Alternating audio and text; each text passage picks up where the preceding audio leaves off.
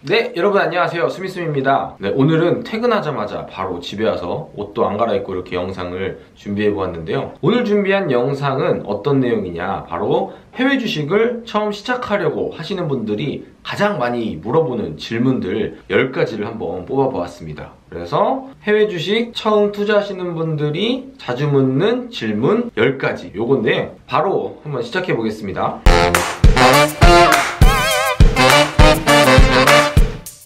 첫 번째 질문, 가장 많이 묻는 질문 중에 하나죠. 해외 주식 거래 전용 계좌가 있나요? 해외 주식 같은 경우에는 거래를 전용으로 할 수 있는 계좌가 따로 있거나 그런 건 아니에요. 여러분들께서 국내 주식 투자를 하시는 그 일반적인 증권사 주식 계좌를 통해서 거래를 하는 건데, 다만 차이점이라면은 해외 주식을 거래하겠다는 해외 주식 거래 약정이라는 걸 해야 되고요. 그리고 해외 주식 같은 경우에는 원화가 아닌 외화, 뭐 달러나 엔화나 위안화, 홍콩 달러 이런 우리나라 돈이 아닌 외화를 하기 때문에 외화거래 약정, 요 두 가지 약정을 해야 되는데요. 이게 증권사마다 조금씩 이름은 다를 수 있지만 어쨌든 해외 주식 거래를 하겠습니다 하는 약정과, 그리고 원화가 아닌 다른 나라 돈으로도 거래를 하겠습니다, 이 두 가지 약정을 계좌에서 해주셔야지 해외 주식 거래가 가능하고요. 두 번째 질문은 간단하게 해외 주식 거래하는 프로세스에 대해서 설명을 해주실 수 있나요? 네, 이 질문인데, 일단은 주식 거래를 하려면 계좌가 있어야겠죠. 요즘 같은 시대에는 계좌를 지점에 가서 만들지 않죠. 보통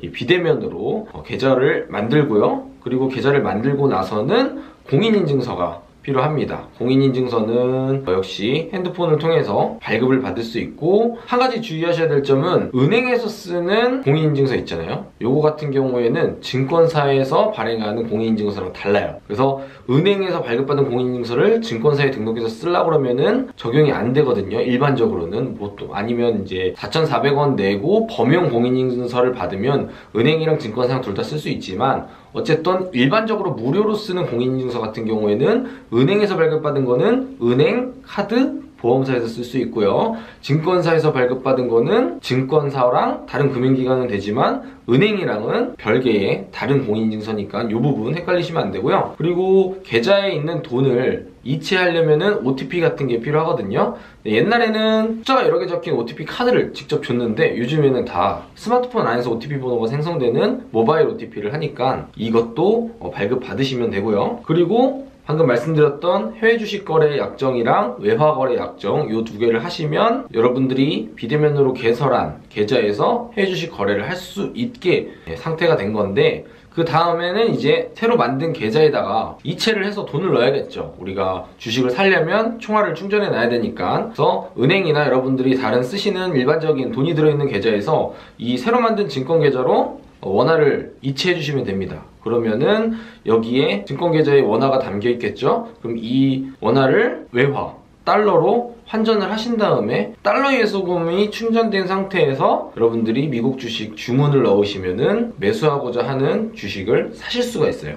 간단하게 말씀드리고자 했는데 조금 설명이 길어졌지만 어쨌든 쭉 보면 비대면으로 계좌를 개설하고요. 그리고 공인인증서랑 모바일 OTP를 발급을 받고 해외 주식 거래랑 외화 거래 약정을 합니다. 그리고 나서 여기다가 원화를 채워놓고 그 원화를 달러로 바꾼 다음에 미국 주식을 주문을 넣으시면 돼요. 이렇게 하는 게 간단한 프로세스고요. 요즘에 많은 분들이 미성년자, 자녀분들 해외 주식 계좌 터주시려고 하는데, 미성년자 계좌 같은 경우에도 비대면으로 만들 수 있기는 한데 매우 복잡해요. 차라리 증권사 방문하셔서 날 잡고 한번 방문하셔서 자녀분 거 미성년자 계좌 만드시면 되고, 그 만들고 나서 거래하는 거는 방금 설명해 드렸던 내용이랑 똑같아요. 뭐 공인인증서 받고 외화 거래랑 또 해외 주식 거래 약정하고 그리고 돈 채워놓고 환전하고 매수하는 건 똑같은데, 미성년자 계좌 만들 때는 서류가 몇 가지 필요해요. 여러분들이 부모라는 걸 확인할 수 있는 가족관계증명서, 그리고 자녀분 앞으로 띄는 초본, 그리고 여러분 신분증,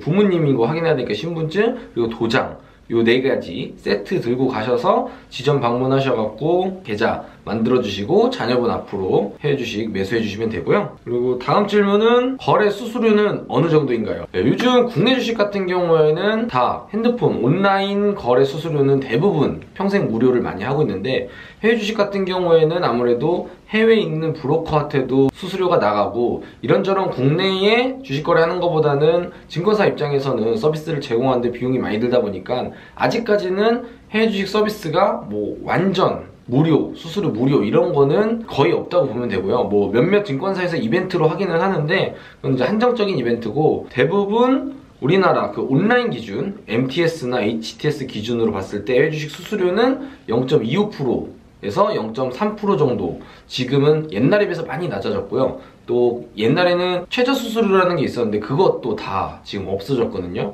그래서 보통 0.25%의 이벤트나 거래하시는 금액이 크실 경우에는 0.1%까지 우대가 받으실 수 있기 때문에 거래 수수료는 보통 0.25%에서 우대 받으면 0.1% 요 사이 정도라고 보시면 되고요. 다음 질문은 해외 주식 거래를 할 때는 원화로 사나요? 아니면 달러로 사나요? 이 질문도 또 많이 해주시는데 둘 다 맞는 말이에요. 결과적으로 먼저 말씀드리면. 근데 이제 첫 번째, 대부분은 아까 말씀드렸듯이 계좌에 원화를 채워놓고요. 그 원화를 외화로 환전을 한 다음에 그 환전한 외화로 주문하는 게 일반적인 방법이고요. 대부분의 증권사들에서 이제 통합증거금 서비스라는 거를 제공을 하고 있어요. 이건 뭐냐면 어떠한 통화를 갖고 있든지 상관없이 일단 주문을 넣으면은 주문이 체결이 되고 그 다음날 바로 아침 환율로 해서 정산을 하는 개념이에요. 쉽게 말해서 내 통장에 원화밖에 없지만 내가 지금 애플이나 아마존 주식 주문을 넣어요. 그럼 내가 지금 당장 달러를 안 갖고 있음에도 불구하고 주문은 체결이 되고 내일 아침 시작하는 환율이 있을 거잖아요. 그 환율로 제가 갖고 있는 원화에서 정산을 하는 거예요. 그러니까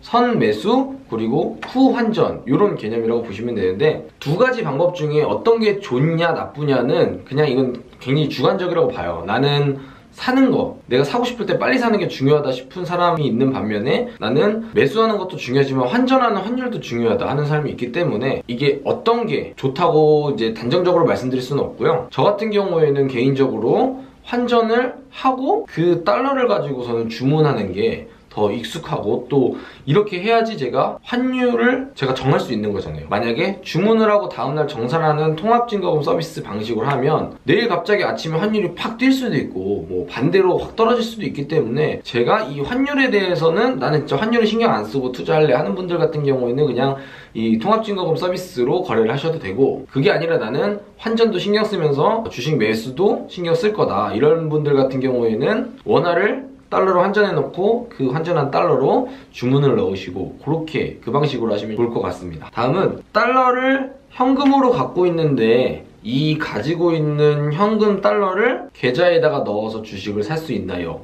아니면 반대로 내가 투자하던 미국 주식을 판 달러 아니면 배당을 받은 증권사 계좌에 있는 달러를 인출을 해서 내가 그거를 현금으로 갖고 뭐 여행을 갈 수 있나요? 이런 질문들을 많이 해주시는데, 일단 증권사는 외화 현금 거래가 안 돼요. 그러니까 은행을 통해서 여러분들이 가지고 있는 달러를 넣던가 아니면 증권사에 있는 달러를 인출하던가 하셔야 되는데, 그러기 위해서는 일단 은행에 가서 달러 통장을 만드셔야겠죠. 외화 입출금 통장을 만드시고요. 그리고 현금이 갖고 계시면은 그 현금을 외화 입출금 통장에 입금을 해야 돼요. 그러면은 여러분들이 뭐 예를 들어서 1,500달러가 있다. 그러면은 은행의 외화 계좌에 1,500달러를 입금하면 나는 이 외화 통장에 1,500달러가 있는 게 찍히겠죠. 근데 이거를 이제 증권사에 외화 입금 전용 계좌라는 게 있거든요. 그래서 내가 가지고 있는 증권 계좌랑 또 다른 외화를 달러나 다른 나라, 우리나라 돈이 아닌 외화를 받는 전용 계좌번호가 있어요. 그거에다가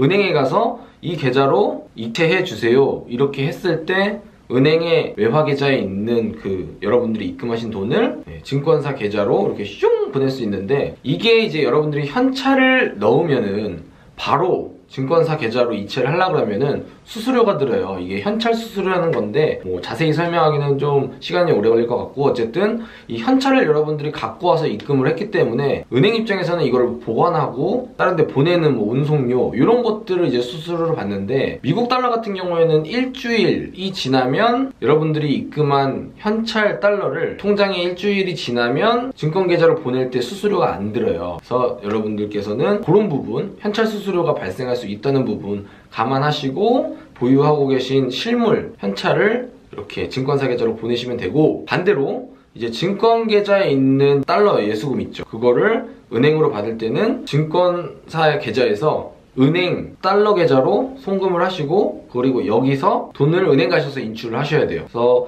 증권사에 1000달러가 있는 거를 은행의 외화 계좌로 이체를 하고 은행에 가서 저 통장에 있는 달러 현금으로 찾아주세요, 이렇게 해야 돼요. 왜 그러냐면은 아까 처음에 말씀드렸듯이 증권사는 달러 외화 거래를 할 수가 없기 때문에 은행을 거쳐야 돼서 그런 거고, 또 여러분들이 예수금으로 갖고 있던 달러를 현찰로 찾을 때는 대체라고 하거든요. 이 주식 거래할 때의 달러 환율이랑 이 현찰 달러 환율이랑 이 차이가 있어요. 그래서 이것도 역시 수수료가 조금 발생을 해요. 여러분들이 증권 거래를 하던 달러를 현찰로 찾을 때는 현찰 수수료가 조금 나올 수 있다는 거. 어쨌든 불가능한 건 아닌데, 증권사에 있는 달러 아니면 현금으로 갖고 있는 달러, 요거를 하기 위해서는 은행의 외화 예금 계좌가 필요하다. 요 부분 이제 참고해 두시면 될 것 같고요. 다음 질문은 이제 배당금은 따로 신청해야 되나요? 네, 따로 신청하는 건 없고, 미국 주식이나 해외 주식 하실 때 배당금 같은 경우에는 그 배당을 주는 기업의 주식이 들어있는 계좌 있죠. 그 계좌로 자동으로 알아서 들어오게 돼 있습니다. 여러분들이 따로 뭐 어디 신청하거나 결정은 안 하셔도 돼요. 다만 배당을 하는 기업들이 주식으로 받을지 현금으로 받을지는 결정을 할 수 있거든요, 여러분들이. 근데 여러 이유가 있지만 결론적으로 말해서는 주식 배당보다는 현금으로 배당 받는 게 더 좋다 하더라고요. 그래서 저는 모든 배당을 주식 배당이 아닌 현금 배당으로 받고 있고요. 요거 같은 경우에는 원화로 받는 게 아니라 달러로 받아요. 여러분들이 투자한 그 주식이 달러로 사는 주식, 미국 주식 같은 거 보통 달러로 사잖아요. 달러로 사는 주식 같은 경우에는 배당도 달러로 받고요. 엔화나 위에나, 중국 위에나로 사는 주식 같은 경우에는 그 나라 화폐로 배당을 받게 돼 있습니다. 15.4%라는 배당소득세를 기본적으로 증권사에서 알아서 띄고 원천징수를 하고